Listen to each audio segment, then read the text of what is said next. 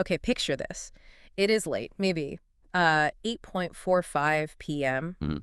You've just successfully navigated the chaos of the evening. The faint, comforting scent of whatever you cook for dinner, maybe it's basil and garlic, maybe something spicier, it's still kind of lingering in the air. Okay, I'm with you. The kids are in bed. Exactly. Or maybe you've just cleared the final mug from your desk. The laptop is closed, the notifications are silenced. You sink onto the couch, maybe into your favorite chair, and for the first time in, I don't know, 10 hours, your shoulders actually drop. That feeling of release. Yes, you have reclaimed the evening. You are finally free. Or so you think. Or so you think. You think you've made it. You think the workday is over. And then... But then you hear it. It's not the aggressive, blaring emergency alarm, but a sound that's actually far more insidious. the buzz. It's that insistent, low-grade hum of your phone vibrating on the wooden counter beside you. It's an email. It's not urgent, not really, but it's one of those non-urgent but urgent requests from a colleague. Right, just a quick question. Just a quick look at this. It requires 5 minutes of full mental re-engagement. And just like that, the mental boundaries are gone. They're erased. The office is no longer a physical building 3 towns away. It is persistent, low-grade hum that lives inside your own living room, demanding attention whenever it pleases. Wait a second, hold on. I'm already stressed just listening to that.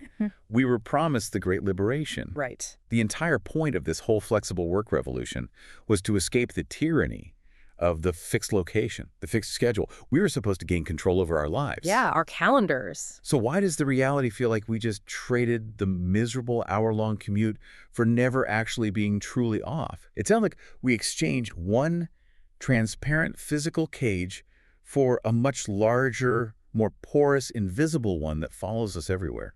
That is the exact tension. That is the great paradox that we are diving into today. You, the listener, gave us a stack of fantastic source material reports, particularly from research like the Owl Lab's 2025 State of Hybrid Work, that suggests the debate over where we work is, well, it's effectively finished. That fight is over. That battle for location flexibility has been won, or at least, negotiated down to a manageable few days a week. But those sources make it crystal clear that we missed the forest for the trees. The new critical battlefield isn't location, it is the structure of when we work. Oh, interesting. We are going to explore the surprising economics of time control, the revolutionary new work patterns that younger generations are demanding, and the insidious way that promised flexibility is silently being retracted by organizations who just can't seem to quit the 9-to-5 mentality. Okay, let's unpack this historical backdrop, because you can't really understand the revolution until you understand the relic it's replacing. Right, the old way. For literally generations, the work structure was a monolith, a single thing. We inherited the 9-to-5 industrial model, which was, a relic designed for a factory floor. Yeah, where you physically had to be there to pull a lever or operate the machinery. It made sense then. It made perfect sense. You showed up, you clocked in, you sat at your assigned desk, and you left. Your value, your productivity, it was all inextricably tied to your physical presence between specific times. It didn't matter if you were producing brilliant work or just staring at the wall. Not at all, as long as you were there. And so the early phase of hybrid work, which absorbed all the media oxygen for years and years, focused solely on dismantling that physical location requirement. That's all we talked about. It was the 2 days in, 3 days out debate. Management arguing about office culture, employees arguing about gas prices and commute times. Constantly. But our sources, critically, this Owl Labs 2025 State of Hybrid Work report, they confirm this location-centric debate is now history. It's been replaced entirely. It's a settled question. It is. The defining issue in workplace flexibility is no longer the physical office location. It is the structure of time and chronological control. And the data reveals the urgency of this shift. We are talking about workers who have fundamentally reassessed the value of their time, their personal energy, their family life, their mental bandwidth, and they are putting their money where those priorities are. They're not just complaining about it. No, not at all. Look at the sheer volume of dissatisfaction. The report surveyed thousands of U.S. workers, and nearly half of them, almost 50%, believe they do not have enough flexibility in their working hours. Wow. Not location, their hours. Their hours. This isn't just a minor complaint. It's a critical, unmet psychological need, and it's driving major talent decisions. And that need is translating directly into market negotiation power. The research found that 37% of respondents said they would actively turn down a job offer that didn't offer flexible scheduling. 37%. Just think about that resistance. That's a massive portion of the available talent pool. You're vetoing organizations based purely on scheduling and flexibility. And the report stresses this number is a significant increase compared to the prior year. So the trend is accelerating. People are just done compromising on their personal calendars. It's becoming a deal breaker. It's absolutely a deal breaker. And this is where the economics get fascinating, because this isn't just about, shuffling a few meeting times around. This is about restructuring the entire personal operating system. It's a total life redesign. It is. And that's why you see trends like the 4-day week gaining so much traction. A quarter of workers find a reduced working week attractive. They are prioritizing life integration over traditional career markers like, say, a corner office. Which brings us to what I think is the most astounding finding in the entire source material. It's the financial trade-off that really validates this whole chronological shift. Okay, lay it on me.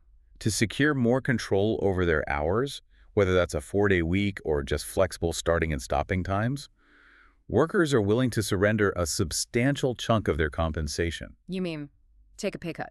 Significant one. The average figure cited in the report, workers said they would give up an average of 8 to 9% of their salary to secure more flexible hours or a reduced working week. Wait, hold on. Let's just pause on that. 8 to 9%. That's staggering. It's huge. So if I'm making $60,000, I'm willing to forfeit, $5,000 a year just to manage my own time? That's what the data says. Is this purely an issue of the wealthy, the high-income, white-collar worker who can afford that kind of sacrifice? Does the report address how this time-money trade-off affects those in lower-wage positions who can't possibly afford an 8% pay cut? That is a critical challenge to raise, and the report is clear. The desire for chronological control is universal across the board. Okay. But the ability to afford that 8 to 9% sacrifice is, as you'd expect, concentrated in higher-earning knowledge worker positions where output is measured by deliverable rather than clock hours. So it's about what you produce, not how long you sit there. Exactly. For them, the return on investment isn't financial, it's psychological. That 8% buys back personal energy, family integration, and a massive reduction in stress. It signals a profound shift in market value. How so? We've always assumed that compensation is the ultimate measure of job value, but this data confirms that the greatest commodity in 2025 is not location, nor is it raw dollars. It's time. It's chronological control. You are literally paying your employer a tax to get your own time back. 8 to 9%. I mean, if flexibility were just a nice little perk, you wouldn't take a pay cut for it. You'd ask for more money. Of course not. The fact that people are willing to sacrifice nearly a tenth of their income confirms the location debate is dead. The old villain was the mandated commute. The new villain is the fixed mandatory calendar. Absolutely. The stakes are astronomical. If employers ignore this shift, if they continue prioritizing presence over productivity, they are going to hemorrhage the talent who are willing to literally pay to go somewhere else. That pay sacrifice is the ultimate non-negotiable value proposition for the modern workforce. That sets the stage perfectly for our detective's quest. Since the 9-to-5 calendar is now obsolete, researchers needed to understand what was replacing it. Right. What does the new world look like? And they dove into this wild west of flexible schedules and discovered two critical opposing forces shaping the future of work. There's one revolutionary practice that offers genuine freedom, and then there's one creeping problem that threatens to erase all the recent gains. The hero and the villain. Exactly. Let's start with the revolutionary idea because it requires a complete mental rewiring of what a workday even means. Okay. We are talking about something the reports call microshifting. Microshifting. The term is also known in some global contexts as kadir mali chalushma, which translates literally as shifted work or sliding work. What's fascinating here is that microshifting is the death knell of the continuous, uninterrupted workday. It's the practice of breaking the traditional 8-hour shift into shorter, non-linear blocks of time that are strategically woven around the realities of personal life. It's like you're abandoning the single 8-hour endurance marathon. Yeah, for a series of intense, short sprints. Perfect. And it's an acknowledgement that human life is messy and it's nonlinear. You don't live your life in a straight line, so why should your work have to follow one? You have asynchronous demands, school pickups, medical appointments, that random 2-hour window when the plumber can finally show up. Right, real life. Real life. And the sources bring this concept to life with specific, relatable examples. Imagine the knowledge worker who knows they have peak cognitive performance between, say, 8 a.m. and 11 a.m. Okay, their prime time. That's their prime time. They focus intensely during those 3 hours, they hit a major deliverable, and then they pause. They step away. They go run personal errands, maybe they hit the grocery store when it's empty at 1 p.m., or they use the quiet time to work out when the gym is slow. And then, crucially, they might pick up their children from school, handle dinner prep, and then return to their tasks for a final, focused, quiet block in the evening from 9 p.m. to 11 p.m. once the house is silent again. So the work tempo perfectly aligns with the individual's energy rhythm and life demands, not the office clock. It's customized work. Okay, we absolutely need to engage the analogy engine here because nonlinear work can be very abstract if you're stuck in that old 9 to 5 mindset. Fired up. All right, think of managing your day not like a continuous traffic flow, not like the bumper-to-bumper 9 to 5 where if you stop, everything just backs up and you're late. Total gridlock.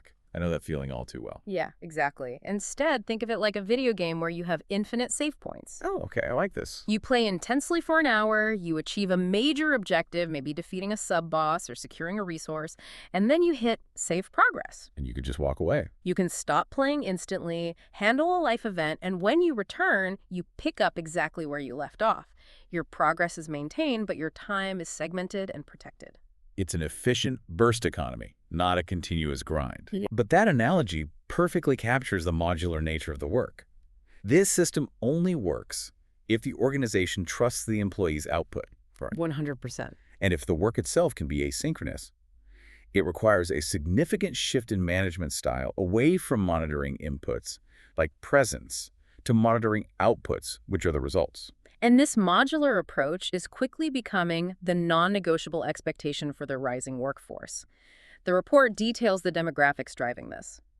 The interest in microshifting is strongest among younger employees, Gen Z, and millennials, who are digital natives. They grew up this way. They grew up managing their lives in fragment-switching apps, multitasking across platforms, optimizing their energy. They bring that same energy management optimization to their work. So what are the numbers? Nearly 7 in 10 members of those cohorts, that's close to 70%, prefer this microblock approach. For them, it's not an experiment, it is a central expectation. So if your organization demands rigid, linear presence, you are instantly irrelevant to the talent entering the workforce, especially when we remember their stated willingness to take a pay cut just to ensure this flexibility. It's a complete mismatch of expectations. Totally. So microshifting offers this revolutionary freedom, but we found two opposing forces. If the revolutionary idea is microshifting, the insidious threat that threatens to steal all the time we just bought back is hybrid creep. Hybrid creep. Okay, that sounds like the villain. And it's a silent killer. How so? It refers to the gradual, informal, and often non-policy-driven increase in required in-office days. It's the slow, steady erosion of the flexibility promise that was made during the Great Remote Shift, but it's implemented without a formal announcement. So it's not a memo. No, management isn't sending a memo saying you must now be in the office 5 days. It's much subtler. Like what? It manifests as proximity bias. The manager informally has a spontaneous lunch with the in-office team and makes a critical decision there. Or it's the subtle pressure of fear of missing out, FOMO, that drives employees back in because they believe their remote work won't be seen or valued as highly. Dude, that's such a management fail. It is. That feels less like a minor managerial lapse and more like a cynical policy retreat. They promise flexibility, but then they leverage the social anxiety of employees to claw back the gains without taking the political risk of a formal announcement. Precisely. And it leads directly to what the report calls rising stress levels and growing dissatisfaction. When that promise of autonomy is silently revoked, the psychological toll is severe. People feel tricked. They feel tricked. They feel like they're constantly guessing what the real rules are. And the data reveals the fallout clearly.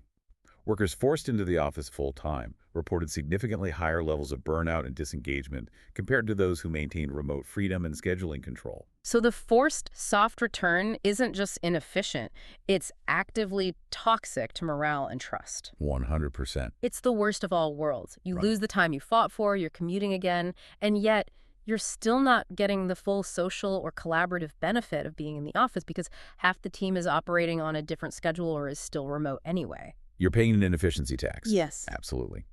The quiet expansion of these in-office or always-on expectations is actively undermining employee well-being and overall productivity. It creates this massive, debilitating disconnect between what the policies say or don't say and what employees were promised. This gap, this feeling of being constantly misled, is a fertile breeding ground for dissatisfaction and high turnover. So we have this tension. Microshifting promises ultimate chronological freedom, the ability to weave work seamlessly into every part of life. Which sounds great on paper. It sounds perfect, but if work and life are seamlessly woven together, that means those vital boundaries are entirely blurred. Right, there's no off switch. Our sources highlight the immediate danger here. While microshifting offers scheduling flexibility, that very blurring of boundaries often translates directly into the inability to mentally rest. Work just spreads across the entire day like spilled ink. You never have a clear start time, and more importantly, you never have a real finish time. You're just always sort of simmering. Simmering is the perfect word for it. And this is the core discovery that transcends the where and the when. The research shows that what workers really want, even more than just the abstract idea of freedom, is predictable schedules and clear, enforced boundaries. So it's not chaos they want. Not at all. It's predictable autonomy. If you were going to let me microshift, the company must provide predictability tools. They need transparency regarding core collaboration hours, so I can schedule my personal life around them. So you know when the game is on. Exactly. And employers need to actively avoid practices that unnecessarily extend the workday, like random last-minute 6 p.m. meeting requests or the expectation of instant responses to late-night emails. The goal isn't just flexibility, it's predictability within flexibility. That focus on predictability makes perfect human sense. If I have the freedom to drive my car whenever I want, that freedom is useless if I don't know when rush hour is. Right, you need the map. You need the map, or the freedom just turns into frustration. And the sources meticulously detail the small stuff that cumulatively destroys morale, particularly in a hybrid environment where we rely so heavily on digital communication. Oh yeah, the little frictions. Workers are profoundly frustrated by time wasted during meetings, not by the content of the meeting, but by the logistics. It's the constant irritating inefficiency.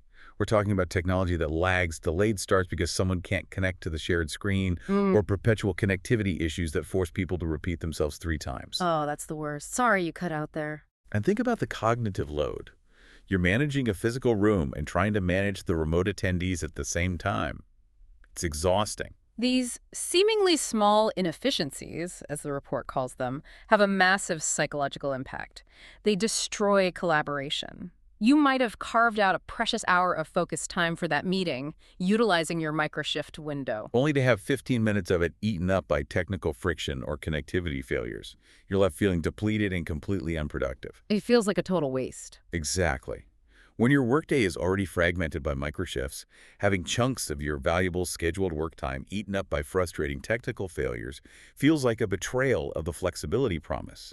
It actively contributes to that dreadful feeling of being perpetually busy but never truly productive. Which is the fast track to burnout. And this cumulative stress, fueled by the blurring of boundaries and the return of subtle managerial pressure, brings us to the most critical finding and the warning label the researchers have attached to this era.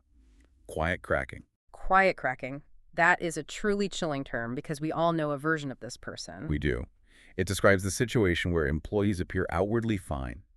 They look like they're coping, they meet deadlines, they attend the video calls, they smile and seem responsive. The performance of productivity? Exactly. But internally, they're utterly exhausted, highly disengaged, or approaching total mental burnout. The external facade remains intact, but internally the foundation is beginning to fracture. It's the silent crisis. They don't quit yet, but their commitment is gone. They are just doing the minimum required to survive the week. They look fine on the Tuesday morning Zoom call, but they are privately answering emails at 11 p.m. and running on empty because the work-life boundary has utterly vanished. And this quiet cracking is becoming significantly more common.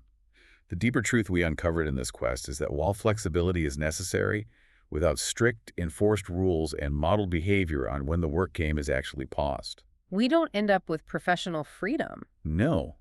We just end up in a perpetual overtime scenario where the shift never truly ends. So the deep truth is that flexibility is great, but without strict rules on when the game is paused, we just end up in a perpetual overtime scenario. Exactly. We need robust, predictable, and mutually respected boundaries to protect the very flexibility that workers fought and are willing to pay so hard to win. So what does this all mean for the manager, for the employee, for the entire structure of the modern working week? The debate has shifted entirely. It is now this complex, nuanced equation. It's way past just office or home. It's not just about where or even if you work flexibly, but the intricate structure of how your hours are arranged. Control over time, underpinned by that surprising willingness to sacrifice 8–9% of salary, is now fundamentally non-negotiable. For employers, the Owl Labs report provides a clear three-part mandate for success, for retention, and for preventing that widespread quiet cracking. Okay, what's the first one? The first piece of practical advice is essential. Stop obsessing over outdated office attendance policies. Those are irrelevant now. They're a relic. They are.